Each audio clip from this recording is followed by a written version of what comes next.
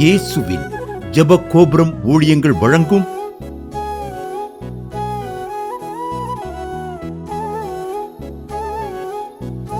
நம்பிக்கையிலே சந்தோஷமாயிருங்கள்.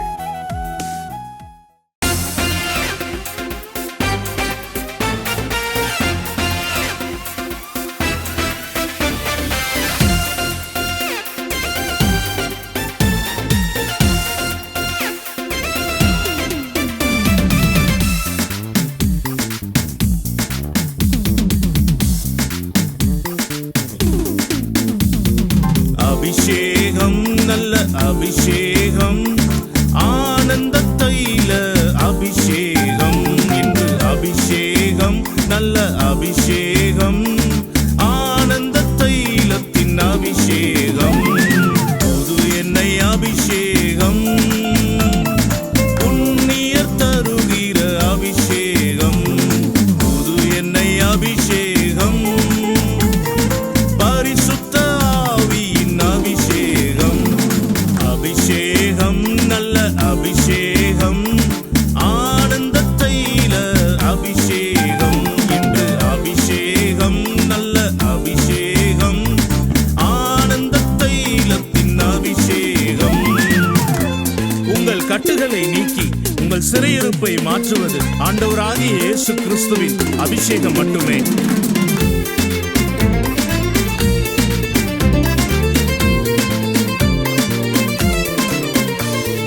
கட்டுகளை நீக்கும் அபிஷேகம், சிறையிருப்பை மாற்றும் அபிஷேகம், கட்டுகளை நீக்கும் அபிஷேகம், சிறையிருப்பை மாற்றும் அபிஷேகம், வியாதியை நீக்கும் அபிஷேகம், பலவீனம் அகற்றும் அபிஷேகம், வியாதியை நீக்கும் அபிஷேகம், பலவீனம் அகற்றும் அபிஷேகம், அபிஷேகம் நல்ல அபிஷேகம், ஆனந்த தைல அபிஷேகம், இன்று அபிஷேகம் நல்ல அபிஷேகம், ஆனந்த தைலத்தின் அபிஷேகம்.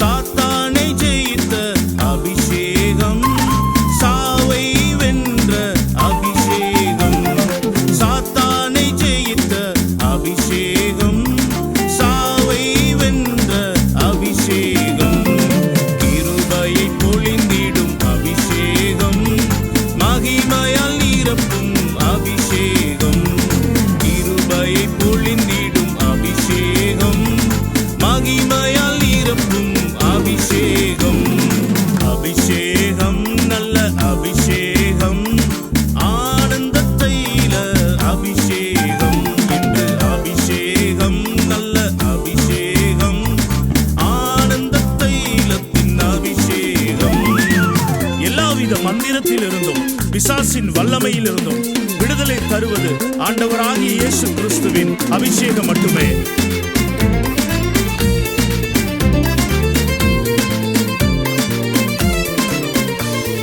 மந்திரத்தை ஜெயித்திடும் அபிஷேகம், மாந்தரை சேர்த்திடும் அபிஷேகம், மந்திரத்தை ஜெயித்திடும் அபிஷேகம், மாந்தரை சேர்த்திடும் அபிஷேகம், விடுதலை தந்திடும் அபிஷேகம், வெற்றியை கொடுத்திடும் அபிஷேகம், விடுதலை தந்திடும் அபிஷேகம், வெற்றியை கொடுத்திடும் அபிஷேகம், அபிஷேகம் நல்ல அபிஷேகம், ஆனந்த தைல அபிஷேகம், இன்று அபிஷேகம் நல்ல அபிஷேகம், ஆனந்த தைலத்தின் அபிஷேகம். ஆஞ்சலம்மா கன்னியாகுமரியிலிருந்து எழுதியிருக்காங்க. நான் வாடகை வீட்டில் இருந்தேன், வாடகை கடை, அதனால் ரொம்ப சிரமப்பட்டேன். எனக்கு இடம் இருந்துச்சு, கட்ட முடியாமல் இருந்துச்சு. அம்மாட்ட நான் அந்த ஜாய் டிவியை பார்த்துட்டு ஜெபம் பண்ணேன். நேரடியாக வந்தேன் கன்னியாகுமரியிலேருந்து. எங்கள் அண்ணன் என்னை கூட்டிகிட்டு வந்தாங்க ஜெப வீட்டுக்கு கீழவாசலில். வந்து ஜெபம் பண்ணிட்டு போனேன். ஏதாவது முடிஞ்ச காணிக்கையை நான் ஒரு 6 மாதம்தான் அனுப்பியிருப்பேன். 7வது மாதத்தில் வீடும் கடை ஆண்டவர் எங்களை கட்டி கொடுத்து எங்களை ஆசீர்வதிச்சு வச்சிருக்கிறாரு. கர்த்தருடைய நாமம் மகிமைப்பட சாட்சி எழுதியிருக்காங்க. நம்பிக்கையிலே சந்தோஷமாயிருங்கள். இந்நிகழ்ச்சியை பார்க்கிற யாவருக்கும் இயேசுவின் நாமத்தினாலே இனிய வாழ்த்துக்களை தெரிவித்துக் கொள்கிறேன். செய்திக்கு நேராக கடந்து செல்வோமா? ரோமர் 8வது அதிகாரம் 19வது வசனம். மேலும் தேவனுடைய புத்திரர் வெளிப்படுவதற்கு சிருஷ்டியானது மிகுந்த ஆவலோட காத்து கொண்டிருக்கிறது. கவனிங்க, இந்த வேத வசனத்துல நம்ம பார்க்கிறோம், தேவனுடைய புத்திரர் வெளிப்படுவதற்கு சிருஷ்டியானது மிகுந்த ஆவலோட காத்து கொண்டே இருக்கிறது. இந்த வேத வசனத்தை நான் வாசித்த உடனே அப்பாவிடத்துல கேட்டேன், எப்பா எனக்கு இது புரியலப்பா, சொல்லி கொடுங்க. நல்லா கவனிங்க, சகல சிருஷ்டிகளும் ஆவலோடு காத்து கொண்டு இருக்காங்கங்க.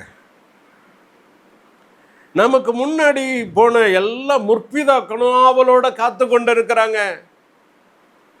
இந்த தேவ புத்திரர் வெளிப்படுவதற்கு அவ்வளவு சிருஷ்டிகளும் ஆவலோடு காத்து கொண்டு இருக்கிறாங்க. என்ன இது காரணம்? எதற்காக காத்து கொண்டு இருக்கிறாங்க? கவனிங்க, தேவ பிள்ளைகளாகிய நம்ம முன்னாடி நம்ம எப்படி இருந்தோம்? முன்பு நம்ம மாம்சத்தின்படி பிறந்தவர்களாய் காணப்பட்டோம். மனதும் மாம்சமும் சொல்லுகிறபடியெல்லாம் நடக்க ஆரம்பித்தோம். மாம்சத்தின்படி நடக்கிறவர்கள் தேவனுக்கு பிரியமா இருக்க மாட்டார்கள் நம்ம பார்க்கிறோம். எத்தனையோ தேவ பிள்ளைங்க மாம்சத்தின்படி ஆவியின்படி நடந்த பிள்ளைங்களும் மாம்சத்திற்கு இடம் கொடுத்து மாம்சத்தின்படி நடந்ததுனால நிறைய பேர் வலிவு போகிற இருதயமாய் காணப்பட்டாங்க, விழுந்து போனாங்க, ஆவிக்குரிய வாழ்க்கையில விழுந்து போனாங்க. இன்னைக்கு தேவ பிள்ளைகளாகிய நம்மள அப்பா பார்க்கிறார், சகல சிருஷ்டிகளும் ஆவலோட காத்து கொண்டு இருக்கிறதுக்கு காரணம் ஏதோ ஒரு விசேஷித்த ஒரு நன்மை இந்த தேவ பிள்ளைகளுக்கு காணப்படுகிறது. அதனாலதான் எபிரேயர் 11வது அதிகாரம் 40வது வசனத்துல நம்ம வாசித்தோமானா, எல்லா விசுவாச வீரர்களின் பட்டியல்களையும் கொடுத்து கடைசியில எப்படி முடிக்கிறார்னா, இவர்கள் நம்மை அல்லாமல் பூரணமாகாதபடிக்கு விசேஷித்த நன்மையானதொன்றை நமக்கு முன்பாக வைத்திருக்கிறார். நல்லா கவனிங்க, ஒரு விசேஷித்த நன்மையை நம்மகிட்ட வச்சிருக்கிறாருங்க. ஒரு ஆவல், சகல சிருஷ்டிகளும் ஆவலோட காத்து கொண்டு இருக்கு. யோசிச்சு பாருங்க, எல்லா பேரும் ஆவலோட காத்துக்கிட்டு இருக்காங்க. ஒரு தேவ புத்திரர் வெளிப்படணும், ஆவியினால பிறந்த ஒரு தேவ பிள்ளை வெளிப்படணும்னு எதிர்பார்த்து காத்து கொண்டு இருக்கிறாங்க. நல்லா கவனிங்க, யோவான் 3வது அதிகாரத்துல அப்பா சொல்கிறார், யோவான் 3வது அதிகாரத்துல யூதருக்குள்ளே அதிகாரியான நிக்கோதேமு எனப்பட்ட பரிசேயன் ஒருவன் காணப்பட்டான். ஒரு இயேசுப்பட்ட வந்து சொல்றான்,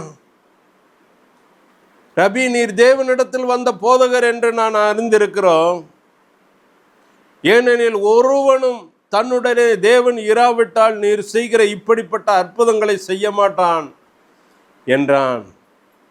இயேசு அவனுக்கு பிரதியுத்தரமாக, ஒருவன் மறுபடியும் பிறவாவிட்டால் தேவனுடைய ராஜ்யத்தில் காண மாட்டான் என்று மெய்யாகவே சொல்கிறான்னு சொல்லிட்டு, அதே 3வது அதிகாரம், யோவான் 3வது அதிகாரம் 5வது வசனத்துல இயேசப்பா சொல்றாங்க, ஒருவன் ஜலத்தினாலும் ஆவியினாலும் பிறவாவிட்டால் தேவனுடைய ராஜ்யத்தில் பிரவேசிக்க மாட்டான்.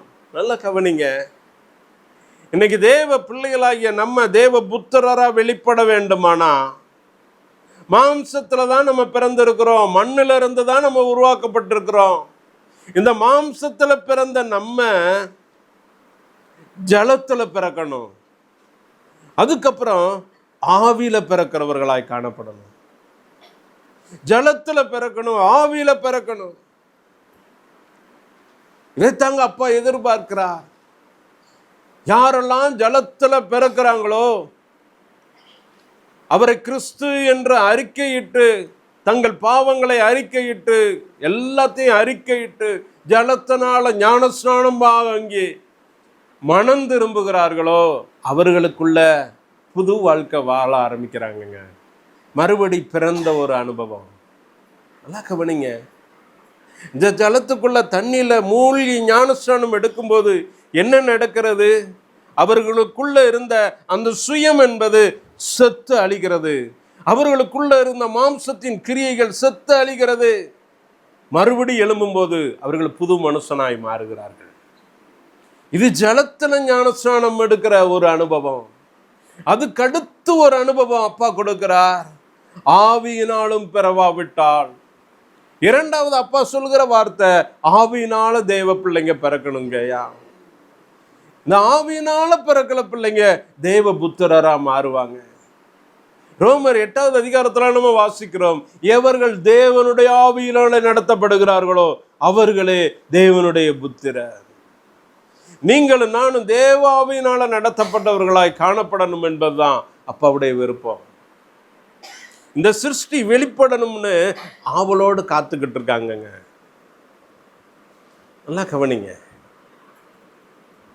என்னுடைய வாழ்க்கையில நடந்த ஒரு சம்பவம். திருமணமாகி சில வருடங்கள் குழந்தை இல்லாம இருந்துச்சுங்க. ஆண்டவர் ஒரு தரிசனம் கொடுத்தார். அப்பாவுடைய சமூகத்துல காத்திருந்தேன். கரு உருவாவதற்கு முன்னையே அப்பா சொல்லிட்டார், உனக்கு இந்த மாதிரி பிள்ளை கொடுப்பேன்ப்பா, அவனுக்கு என்ன பேர் வைப்பா, எல்லாம் கிளீனா அப்பா சொல்லி முடிச்சார். அடுத்த மாதம் கன்சீவ் ஆயிட்டாங்க. நல்லா கவனிங்க. குழந்தை கருவில் இருக்கும்போது, தாயின் வயிற்றுக்குள்ளே இருக்கும்போது, திடீர்னு நாங்கள் வண்டியில் போய்கிட்டு இருக்கும்போது, டிராவல் பண்ணும்போது ஒரு சின்ன ஆக்சிடென்ட் ஆகி போச்சு. அந்த ஆக்சிடென்ட்ல ஒரே பதட்டம். ஆஸ்பத்திரிக்கு கொண்டு போனாங்க, ஸ்கேன் எடுத்தாங்க, எல்லாம் சரின்ட்டு போயிட்டாங்க. அந்த குழந்தை பிறக்கிற நேரம் வரும்போது என்னுடைய மனைவியை ஐசியூக்குள்ளே கூட்டு போயிட்டாங்க. பிரசவ வார்டுக்குள்ளே கூட்டு போயிட்டாங்க. பிரசவம் நடந்துக்கிட்டு இருக்கும்போது பாருங்க, வெளியில இங்கிட்டும் அங்கிட்டும் நடமாடிக்கொண்டு இருக்கிறோம். பிள்ளை எப்படி பிறக்குமோ, பிள்ளை என்ன மாதிரி பிறக்குமோ, உடல ஆக்சிடென்ட் ஆச்சு, எதுவும் அங்கவீனமா எதுவும் காணப்படுமோ, பயம் ஒரு பக்கம். ஆண்டவருக்குள்ள தன்னை திடப்படுத்தி இங்கிட்டும் அவளோட காத்து கொண்டு இருக்கிறோம். நேரம் வந்தது. ஆப்ரேஷன் தியேட்டர்ல இருந்து வெளியில வர்றாங்க நர்ஸ். வந்து சொல்லுகிறாங்க, உங்களுக்கு அழகான ஒரு ஆம்பளை பிள்ளை பிறந்திருக்காங்க. மிகுந்த சந்தோஷம். பிள்ளையை பார்க்கும்படி ஆவலா காத்து கொண்டு இருக்கிறோம். அப்படியே பிள்ளையை தூக்கிட்டு வர்றாங்கங்க. பிள்ளையை கொண்டு வந்து எங்க கையில் கொடுக்கும்போது அவ்வளவு ஆவல், அவ்வளவு சந்தோஷம். இதை போலத்தான் தேவ பிள்ளைகளாகிய நம்ம தேவ புத்திரரா, ஆவிக்குரிய பிள்ளைகளா ஜெனிப்பிக்கப்பட்டு ஆவிக்குரிய பிள்ளைகளா நம்ம பிறந்து அப்படியே அப்பாவுடைய கரத்துக்கு முன்னாடி நம்ம போகணும்னு அப்பா மிகுந்த ஆவலோட காத்துக்கிட்டு இருக்காங்கங்க. நமக்கு முன்பாக போன அத்தனை பிதாக்களும் அத்தனை தேவ பிள்ளைங்களும் காத்து கொண்டு இருக்கிறாங்க. பவுல் அப்போஸ்தலன் சொல்லுகிறார், உங்களை மறுபடியும் காண நான் வாஞ்சையா இருக்கிறேன். எப்பா, இந்த ஆவிக்குரிய பிள்ளைகளாய் ஆவியின்படி தேவ ஆவியினால நடத்தப்படுகிற இந்த தேவ புத்திரர் வெளிப்படணும்னு நாங்க ஆவலோட காத்துக்கிட்டு இருக்கிறோம்ப்பா. எவ்வளவு ஆவல் பார்த்தீங்களா? அவ்வளவு ஆவலா காத்துக்கிட்டு இருக்காங்க. அதனாலதான் வேதம் கூறுகிறது, நம்மை நாமே நிதானித்து அறியணுங்க. நம்ம யார், எதற்காக சிருஷ்டிக்கப்பட்டோம், எதற்காக கழுவப்பட்டோம், எதற்காக வேறு பிரிக்கப்பட்டோம், நம்முடைய அழைப்பு என்ன, நம்முடைய தரிசனம் என்ன, நம்ம மேல ஆண்டவர் வைத்திருக்கிற திட்டம் என்ன, இதை நிதானித்து அறியணுங்க. அதன்படி நடக்க ஆரம்பிக்கணும். நடக்க நடக்க நடக்க நடக்க தேவ ஆவியினால நடத்தப்பட்ட பிள்ளைகளாய் நம்ம காணப்படணுங்க. யாக்கோபு 1வது அதிகாரம் 18வது வசனத்தை வாசித்தோமானா, அங்க தேவ பிள்ளை சொல்லுகிற வார்த்தை, அவர் சித்தங்கொண்டு தம்முடைய சிருஷ்டிகளில் முதற் பலன்களாவதற்கு நம்மை சத்திய வசனத்தினாலே ஜனிப்பித்தார். நல்லா கவனிங்க. அப்பா சொன்ன வார்த்தை, ஒருவன் ஜலத்தினால பிறக்கணும், ஜலத்தினால பிறக்கணும், ஆவியினால பிறக்கணும். இவங்க தான் தேவனுடைய ராஜ்யத்துக்குள்ள பிரவேசிக்க முடியும். இவங்க தான் தேவபுத்திரர். நல்லா கவனிங்க. இங்க நம்ம பார்க்கிறோம், சத்திய வசனத்தினாலே நம்மளை ஜனிப்பித்தார். ஆதியிலே வார்த்தை இருந்ததுங்க. அந்த வார்த்தை தேவனிடத்துல இருந்தது, அது தேவனாய் இருந்தது. அந்த வார்த்தை மாம்சமாகி கிருபையும் சத்தியம் நிறைந்தவராய் நமக்குள்ளே வாசம் பண்ணுகிறார். இந்த சத்திய வசனம், இந்த வசனத்தினால நம்மளை ஜனிப்பித்தாருங்க. இந்த வார்த்தையினால நம்மளை ஜனிப்பித்தார். இந்த வார்த்தையினால சிருஷ்டிக்கப்பட்ட பிள்ளைங்களை தான் பார்க்கும்படி ஆவலோட காத்து கொண்டு இருக்கிறாங்க. எவ்வளவு ஆசைப்படுறாங்க தெரியுமா? ஒவ்வொரு விசுவாச வீரர்களும் ஆசைப்படுறாங்கங்க.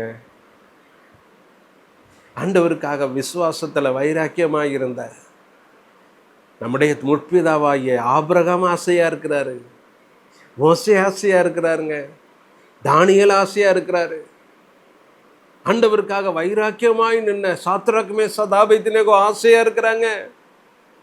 தேவ பிள்ளைங்க எல்லாரும் ஆசையா இருக்கிறாங்க. தீர்க்கதரிசிகள் அனைவரும் ஆசையா இருக்கிறாங்க. இந்த தேவ புத்திரரை வெளிப்படும்னு காத்து கொண்டு ஆவலாய் காத்து கொண்டு இருக்கிறாங்க. அதுல நம்ம முக்கியத்துவம் பாருங்க.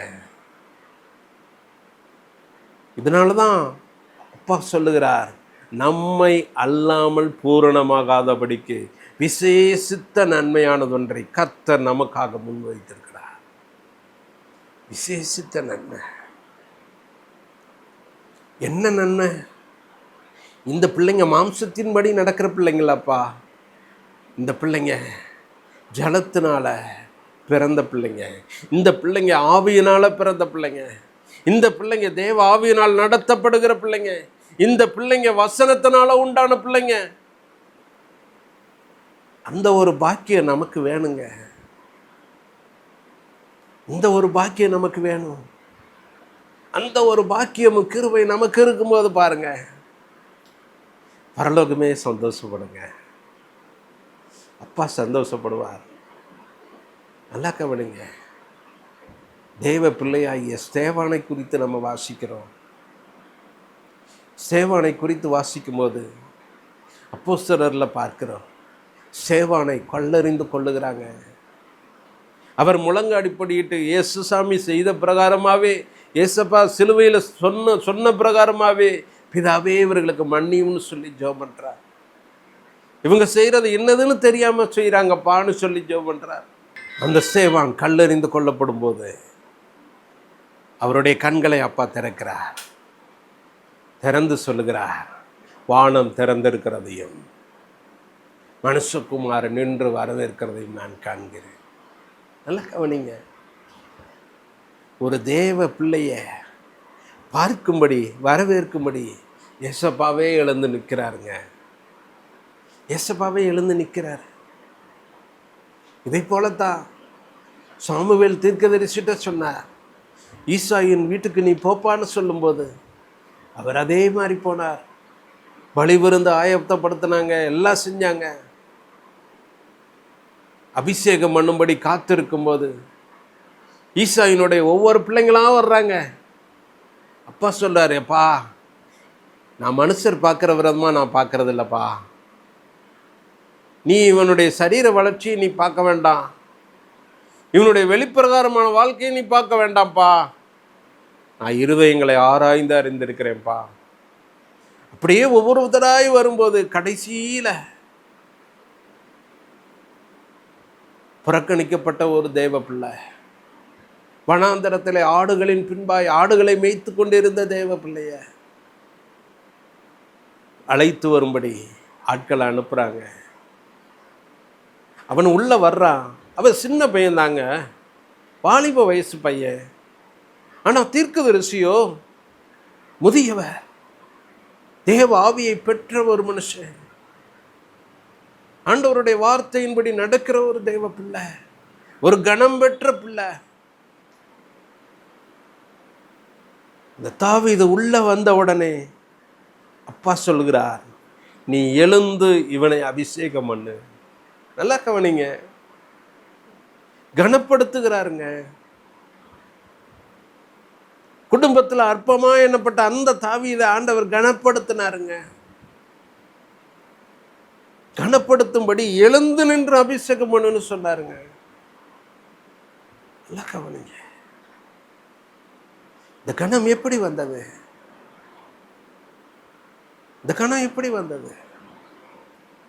இன்னைக்கு தேவ பிள்ளைகளாகிய நம்மளை அப்படித்தாங்க அப்பா ஆவலோடு எதிர்பார்த்து காத்து கொண்டு இருக்கிறார். என் பிள்ளைங்களை நான் பார்க்கணும், என் பிள்ளைங்களை கரைதிரை இல்லாத பரிசுத்த ஆவியானவர் அதே போல ஆவலோடு காத்து கொண்டு இருக்கிறார். என் பிள்ளைங்க அவருடைய சன்னிதானத்தில் கரைதிரை இல்லாத பரிசுத்த ஜனமாய் நிற்கிறதுக்கு அவர் நமக்கு உதவி செய்கிறவராயும் இருக்கிறார், வாஞ்சையுள்ளவராயும் இருக்கிறார். அவர் ஆவலோடு இருக்கிறாருங்க. நல்லா கவனிங்க, அதான் வேதம் கூறுகிறது, சகல சிருஷ்டிகளும் ஆவலோட காத்து கொண்டு இருக்க. அவளோட இருக்கிறாங்க, அவளோட இருக்கிறாங்க. ஒரே ஆவலுங்க, ஒரே ஆசை, எப்ப பார்ப்பேன் எப்ப பார்ப்பேன், என் பிள்ளை எப்ப பார்ப்பேன். கவனிங்க, தேவ பிள்ளைய அப்பா அவளோடு எதிர்பார்த்து காத்து கொண்டு இருக்கிறாருங்க. ராஜாதி ராஜா வரப்போறாருங்க, எசப்பா வரப்போறாரு. அப்பாவுக்கு முன்பாக நிற்க நம்ம பாத்திரவான்களாக காணப்படணும்.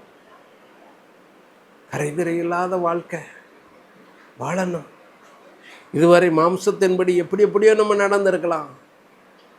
நீ தேவ பிள்ளைங்க ஆவிக்குரிய வாழ்க்கை வாழ ஆரம்பிப்பங்க. மாம்சத்தின்படி வாழ்ந்த வாழ்க்கை வேணாங்க. இனி தேவ பிள்ளைங்க ஒரு புதிதாய் ஜனிப்பிக்கப்பட்டவர்களாய் நம்ம காணப்படணும். புதிய அனுபவத்துக்குள்ள நம்ம போகணும். புதிய அனுபவத்துக்குள்ள போகணுங்க.